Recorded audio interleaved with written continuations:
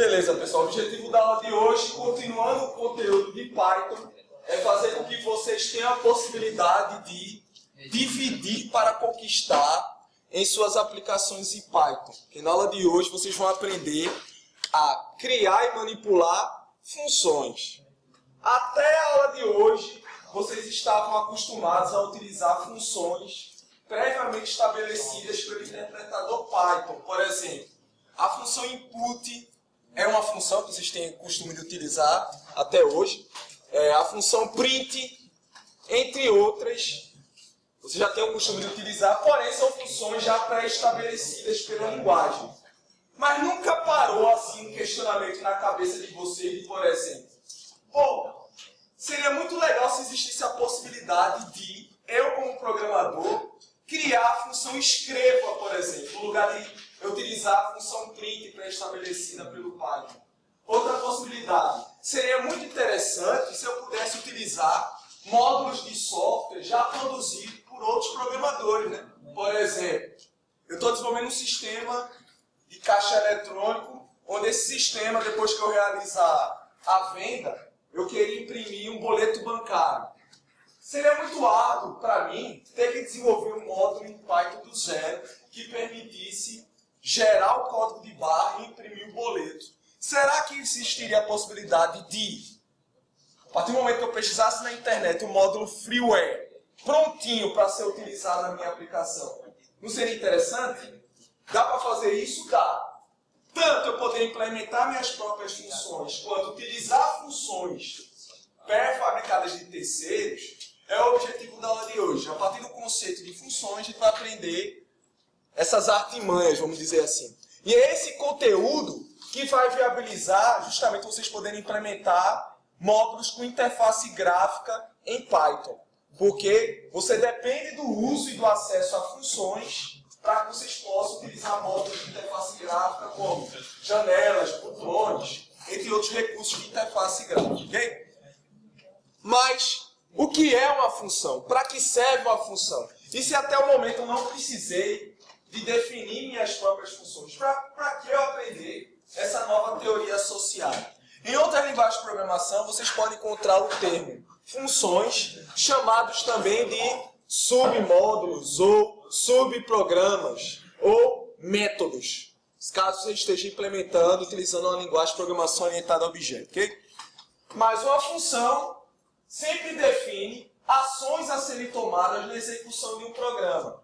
Normalmente, ele delimita um fluxo de código onde cada uma das instruções tem uma funcionalidade em comum. Por exemplo, um conjunto de instruções que, caso sejam executados, vai calcular a média de 3 notas, vai somar todos os números digitados pelo usuário, vai solicitar o login e a senha do usuário, vai criar um arquivo dos dados digitados pelo usuário. Não importa. Normalmente, funções delimitam instruções em comum. E normalmente essas instruções seriam utilizadas pelo programador de forma repetida. Por exemplo, desde o primeiro estágio, eu canso de pedir para vocês solicitar ao usuário a digitação de 2 números, somá-los e exibi-los na tela. Aí, primeiro estágio foi isso, segundo estágio foi isso, terceiro estágio também vai ser isso, né?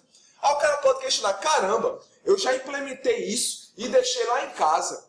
Mas como agora é em Python, eu vou ter que digitar todas as instruções de novo, porque o professor me pediu para receber 2 números de novo, calcular e exibir a soma.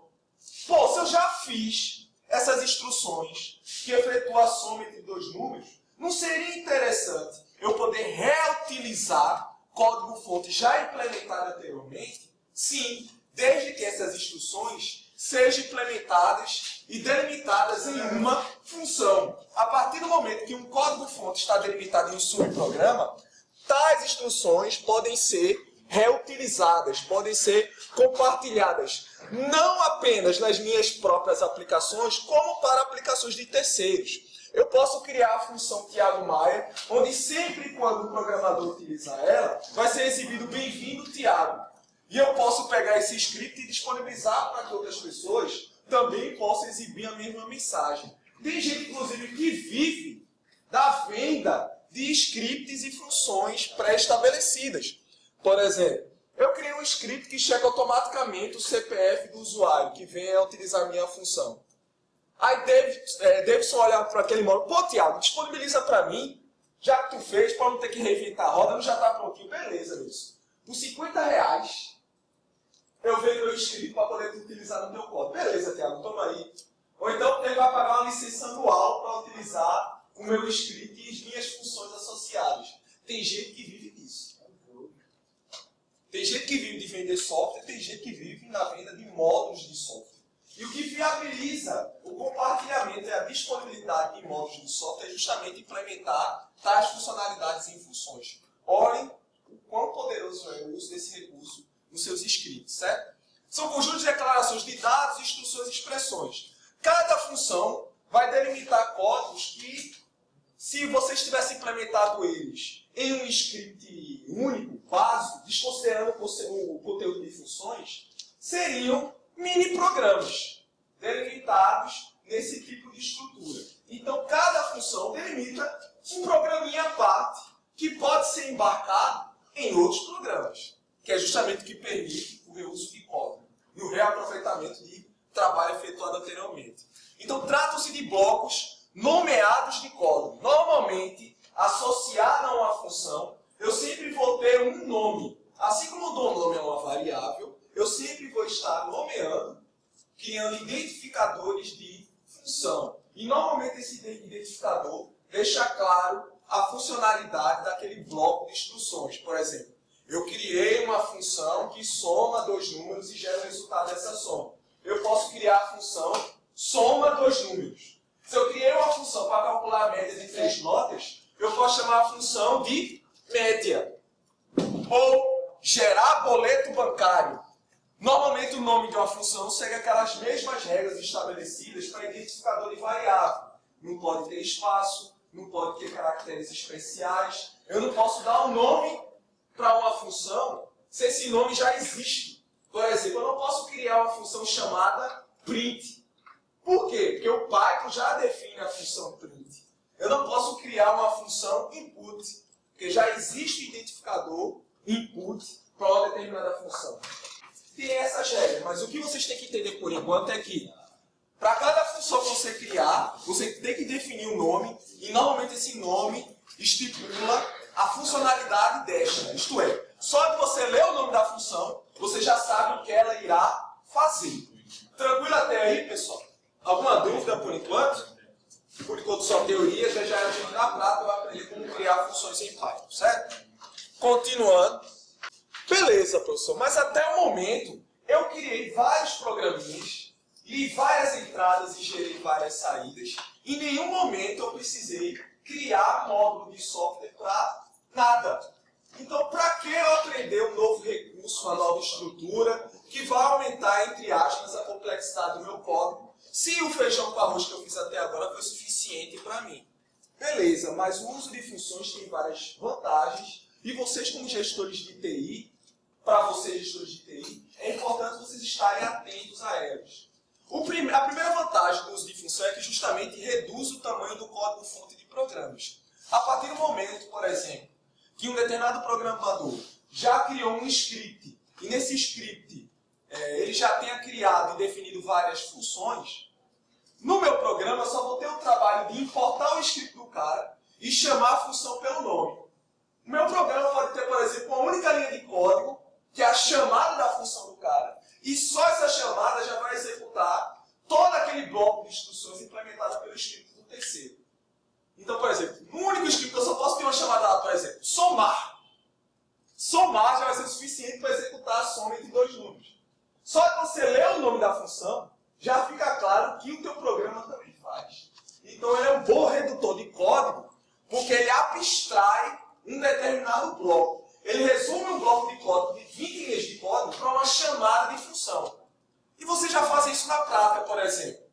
Vocês sempre chamam a função input para poder ler a entrada do usuário, não é verdade? Mas vocês acham que esse dado vem do Ave Maria cheia de graça?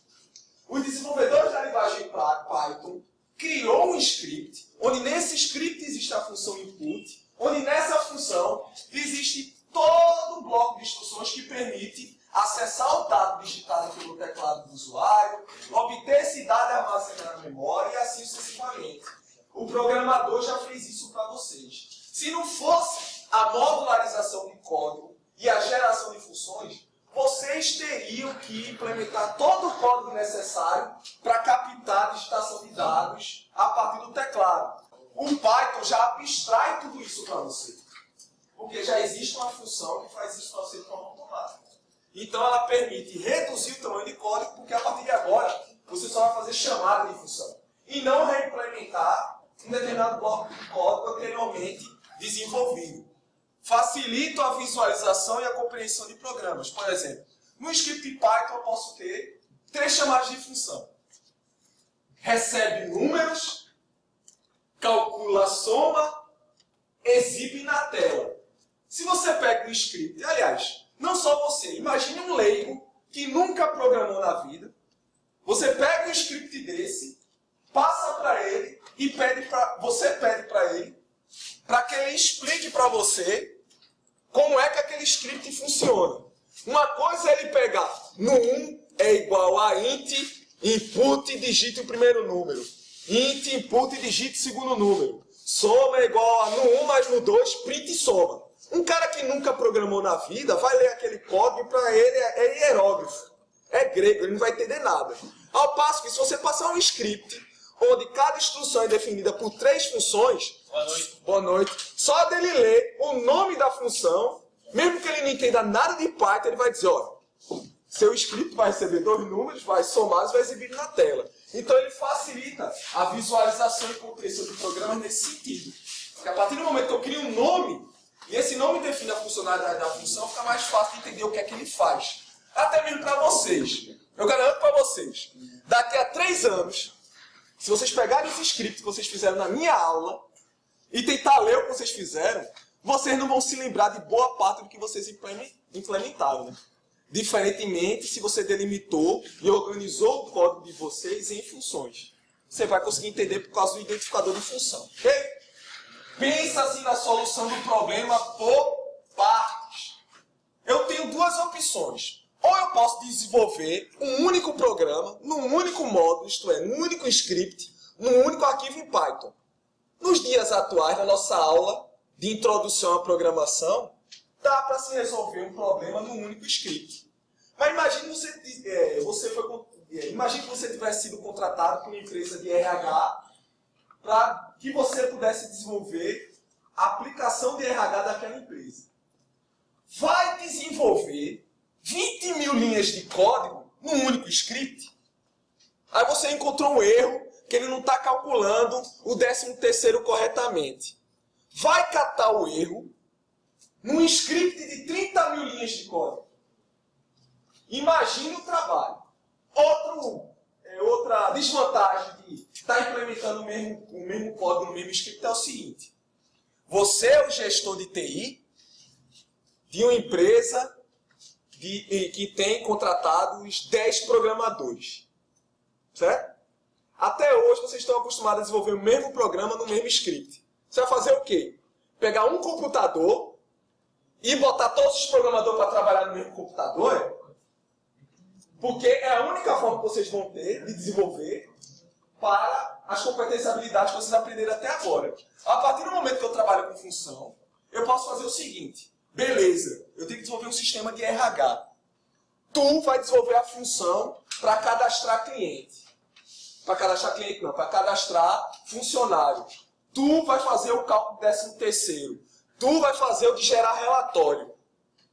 Eles vão poder desenvolver pequenos módulos da aplicação de forma independente.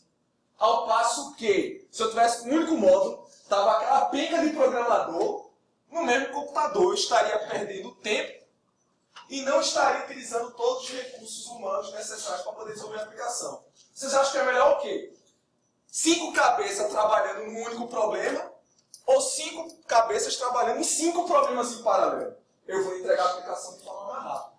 E tem uma coisa mais arretada nesse sentido. Dividir as tarefas, né? Eu como gestor, vou pegar o módulo dele, o módulo dele, o módulo dele, unir todos em um único módulo, que é possível, e aí eu coloco para testar. Aí vamos supor que o módulo de Tagison está bugado. Se fosse naquele esquema do único script, o que é que ia acontecer? Por mais que a culpa fosse de Tagison, são 30 mil linhas de códigos, todas embaralhadas no mesmo script. A equipe inteira desenvolveu, a equipe inteira teria que depurar código. Lá vários outros programadores que não tinha nada a ver com geração de relatório, procurando o erro de geração de relatório. E normalmente quando você encontra um bug nesse tipo de script, quando você resolve, ele gera outros bugs. Vocês até tiveram experiências práticas resolvendo exercício, né? Resolve um problema, aparece outro erro. E isso é muito corriqueiro quando você inventa de implementar todo o programa no único script. Agora, dividindo para conquistar, não. Se a função que deu errada foi a função de Tagison, tu vai tomar uma cervejinha na praia porque teu módulo está funcionando. Tu também vai te embora visitar teus pais porque teu módulo está funcionando. Tagison, hora extra para você porque seu módulo ainda não está funcionando. Eu posso dividir para conquistar tanto a implementação de código quanto a análise e depuração. Facilita a detecção de erros também. Por quê? Tenho 5 módulos. Só o módulo gerar relatório deu errado. Se o módulo gerar relatório deu errado, eu vou precisar analisar o módulo cadastro funcionário? Não, o módulo cadastro funcionário está ok. Só o módulo dele que está errado. Eu resumi 30 mil linhas de código em 2 mil para o módulo dele, 10 mil para o módulo dele e assim sucessivamente. Se o módulo que deu errado for o módulo de 2 mil, eu só vou precisar analisar o erro em 2 mil linhas de código. Eu resumi a minha quantidade de instruções a serem analisadas de 30 mil para 2 mil. Agora, se tudo tivesse implementado no mesmo bolo, tu tinha que analisar todo o bolo. Sabe lá? Professor, eu me lembro que eu implementei lá no meio. Beleza, vai olhar lá no meio. Eita, mas lá no meio tem código de taxa, tem código dele, porque eu implementei um cadastro e logo em seguida eu botei para gerar relatório. Eita, se eu mexer no meu código, eu mexo no código dele também. Cagou tudo, bicho. Notaram que isso facilita não só a implementação, mas a gestão de projetos. É justamente aonde entra a área de vocês. Administrar projetos necessita de uma boa gestão. Uma boa gestão é de vida para conquistar em relação à programação. Fica mais fácil depurar, fica mais fácil entender, fica mais fácil resolver, fica mais fácil dividir tarefas e entregar soluções num curto espaço de tempo. Ok? Pensa assim na solução do problema por partes. Eu não preciso implementar o código todo. Beleza. Eu vou ter que fazer um sistema de RH. Eu não sei todos os módulos que eu tenho que desenvolver ainda, mas no mínimo eu tenho que cadastrar os funcionários da minha empresa. Não é um sistema de RH? Beleza. Vou implementar esse módulo, depois eu me preocupo com o resto. Terminei esse módulo, vamos desenvolver o próximo? Eita, bicho, lá na minha empresa, eu também estou precisando criar um sistema de RH. O teu módulo está funcionando tão direitinho, me dá teu módulo. Não faço Ctrl+C, Ctrl+V, eu importo o script dele para mim. Ah não, bicho, baixa lá no meu site e compra, ele bota lá um PayPal lá da vida para o cara baixar. Pode ser possível também, certo? Se é preciso alterar, altera-se apenas uma vez, no módulo defeituoso, e uma mesma função poderá ser utilizada em outros scripts. Não só nos seus scripts, mas nos scripts de terceiros. Como eu já falei para vocês. Justifiquei o uso? Alguma dúvida? Se ele é tão importante para isso tudo, como é que eu posso criar as minhas funções? Então, qual seria a sintaxe? Qual seria a forma? Quais são as palavras reservadas necessárias para se implementar funções? Vamos dar uma olhadinha? Eu vou usar a palavra reservada def. Sempre quando eu quiser definir uma função, eu vou usar a palavra reservada def. Def de definition, né? Então, definir uma função, palavra reservada def. Ao lado da palavra reservada def, eu vou digitar e vou criar o nome da minha função. Esse nome quem define é o programador e normalmente o nome da função deixa clara a funcionalidade desta. Calcular média, cadastrar cliente, imprimir relatório. Normalmente é um verbo de ação. Um verbo infinitivo que define uma determinada atitude a ser tomada por essa função. Ok até aí? não pode ter espaço nem caracteres especiais. E não pode começar com números. Certo? Pode ter números no nome, desde que não seja o primeiro caractere. Entre parênteses, eu posso definir 0 ou mais parâmetros. Já já vou entrar em maiores detalhes em relação aos parâmetros. Mas imagine os parâmetros como uma espécie de caixa postal de funções. Lembre-se, essa função receberá dados do mundo exterior. Por exemplo, eu criei um script que recebe 2 números e eu quero que esses 2 números sejam processados por uma função. Para que esses dados possam ser processados por uma função, é importante que eu submeta tais números para a função que irá processá-los, certo? Cada dado a ser recebido por uma função é representado por um parâmetro. Imaginem um parâmetro como uma espécie de variável especial. É uma variável que será preenchida pelo módulo de software que irá executar a minha função. Isso vai ficar ainda bem mais claro na prática. Ok? Então, por exemplo, se uma função receber 2 dados, eu vou ter que criar 2 variáveis entre parênteses. É como se eu dissesse, essa função sempre irá depender de 2 dados. Se eu precisar calcular a média de 3 notas, aqui entre parênteses eu vou ter que declarar 3 variáveis. Se minha função não depender de dados, ela é altamente suficiente para executar algum processamento, eu vou digitar esses parênteses sem nada dentro. Eu vou simplesmente abrir parênteses e fechar parênteses. O uso e a quantidade de parâmetros vai depender do problema que eu estou tentando solucionar. Ok? Definir minha caixinha postal, eu fecho parênteses e uso 2 pontos. É aquele faça, que muita gente esqueceu na prova, naquela questão do else. Com falta de atenção, certo? 2 pontos.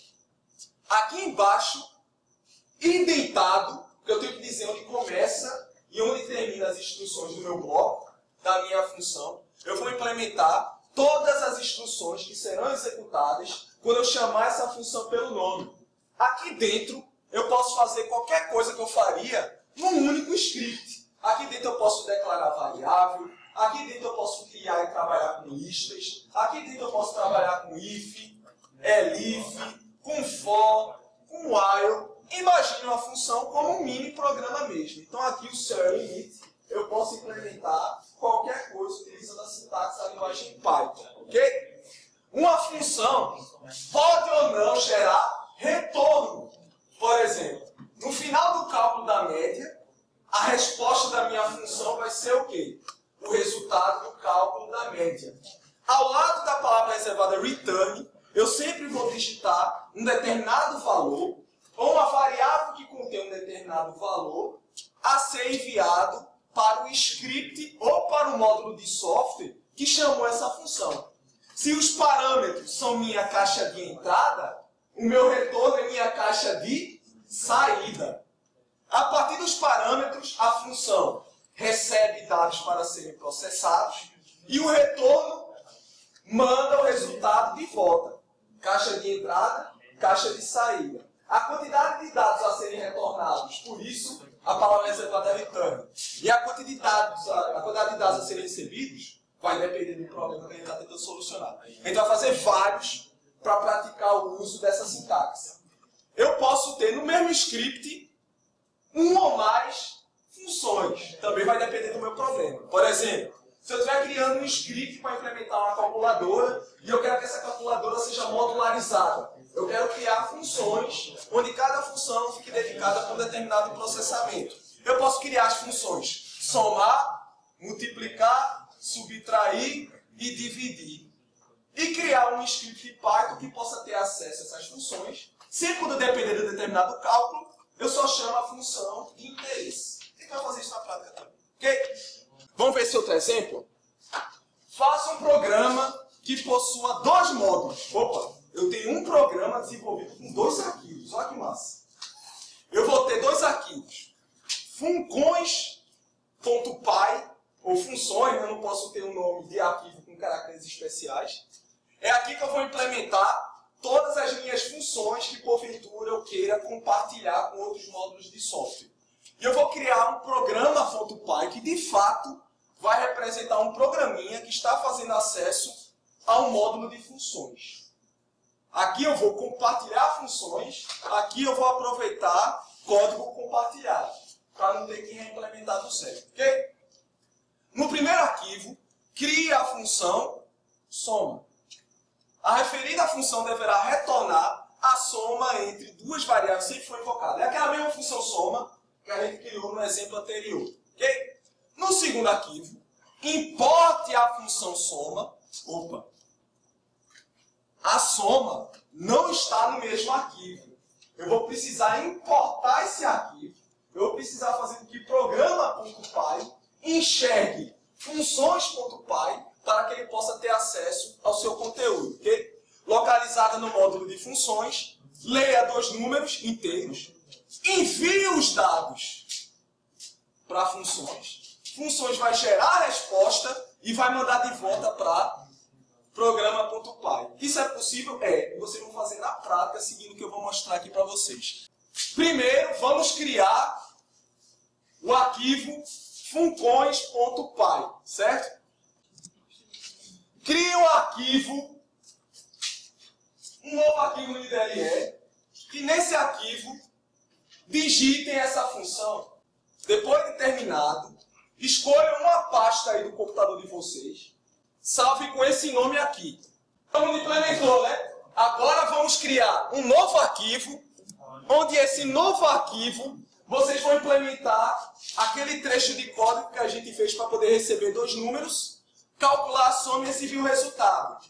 Apenas há uma única alteração na primeira instrução do meu código. Eu preciso fazer com que o script programa.py enxergue funções.py. Para isso, eu vou utilizar a seguinte sintaxe, certo? Primeiro eu vou digitar a palavra reservada from, como se fosse a partir de um determinado arquivo.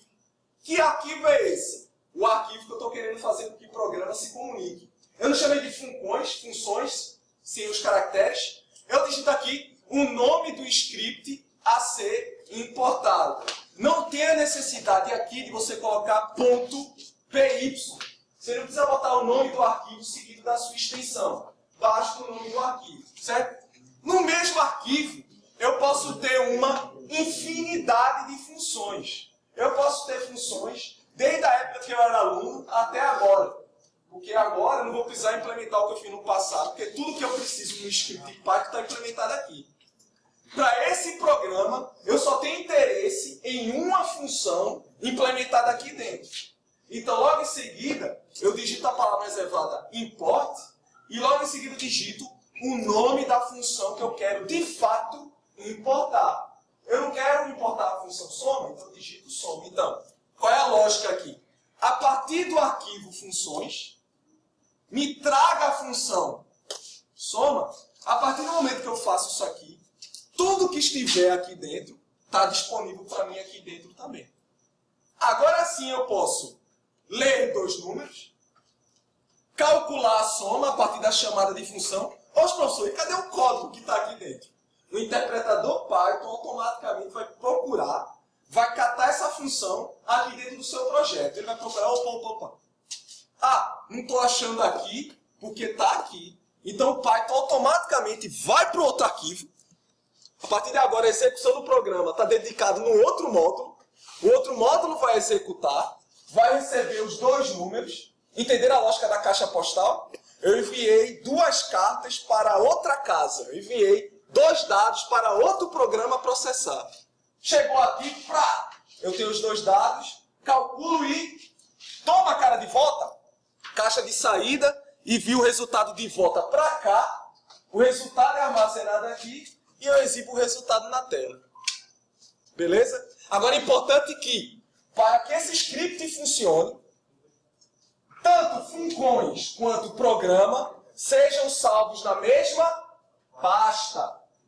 Caso o script esteja em uma pasta diferente do arquivo a ser importado, você tem que botar o caminho completo até a função.